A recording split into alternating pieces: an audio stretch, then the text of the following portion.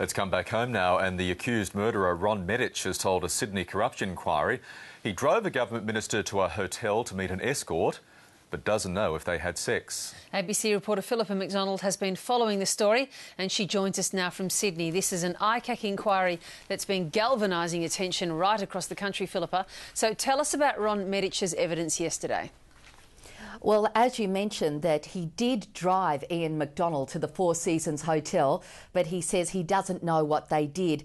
But he gave some insights into what he knows about women, or the women that Ron Medich knows. He said there are girls that you go out with, there are girls that give you a massage and a happy ending, and there are girls that go all the way. Ron Medich, who's married and has a couple of kids, he said he admitted to using escorts himself when his family was away on a skiing holiday. So some insights into how this property tycoon and alleged murderer lived, and it was also put to him that he'd done 3 significant favours for the former Energy Minister Ian McDonald. He'd helped to arrange the prostitute Tiffany, he'd driven Ian McDonald to the hotel, and then the next day he made up a story so that Ian McDonald could tell his wife why there was a hotel key room in his suit pocket the next day after that alleged liaison with Tiffany. And today we're going to hear from Ian McDonald. So we'll finally hear from the former Energy Minister himself, and this is where the whole focus of the Independent Commission Against Corruption inquiry is.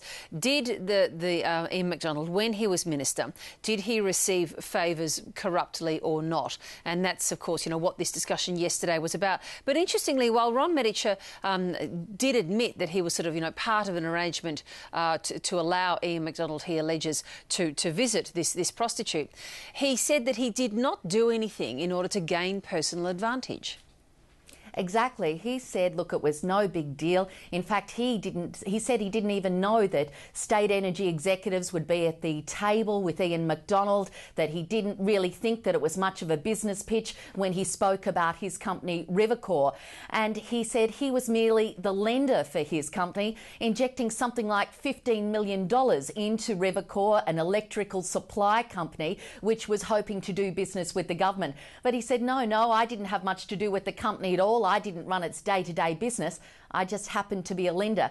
The commissioner, the ICAC commissioner, was absolutely incredulous, and he said, you mean that you'd lend $15 million to a company and not know anything about it? And he said, yes, I did. But Ron Medich said that really the sexual favours that Ian McDonald got was no way a reward for doing business, and he's completely distanced himself from that. He just said he seemed to shrug it off in the commission yesterday. There was a lot of ducking and weaving in the evidence, and at one point the counsel assisting the inquiry said to Ron Medich, you do realise that you are under oath and that is punishable to lie to the commission? And he said, yes, I do. There was a bit of other colour in the commission yesterday too, because there seemed to be a constant buzz over the microphones, and the commissioner said on a number of occasions, please everyone, turn off your mobiles, it's interfering with the audio in the commission.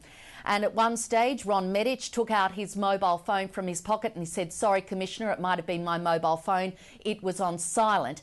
And then later on, the buzz was still happening. The Commissioner was getting upset about it. And then Ron Medich said, well, hang on a moment, I'm on bail for murder. It could be my electronic bracelet that's interfering with the audio in the commission. So he had to take off his monitor, which apparently is attached to his electronic bracelet, which is part of his bail conditions, because he's charged with the murder of Sydney standover man Michael McGurk. Oh, the technical problems when you've got a lot of colourful people in the one room at the one time. All right, so we're going to hear from Ian McDonald today. How long is he expected to be giving evidence? Look, most of the day. Now, Ian McDonald, 22 years in the New South Wales Parliament, 7 years a minister. He only left Parliament last year, and that was when there were some concerns about some of his spending on government trips to Dubai and Italy. He has superannuation of $150,000 a year, so a lot's at stake for Ian McDonald. But Ian McDonald has told the ICAC in compulsory hearings some 3 months ago that his liaison with Tiffany was totally unplanned, absolutely innocent, and he only received a neck massage.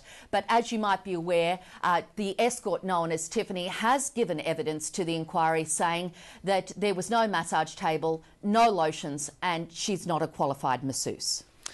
Really good to talk to you again, Philippa. Thanks so much. Philippa McDonald there in Sydney.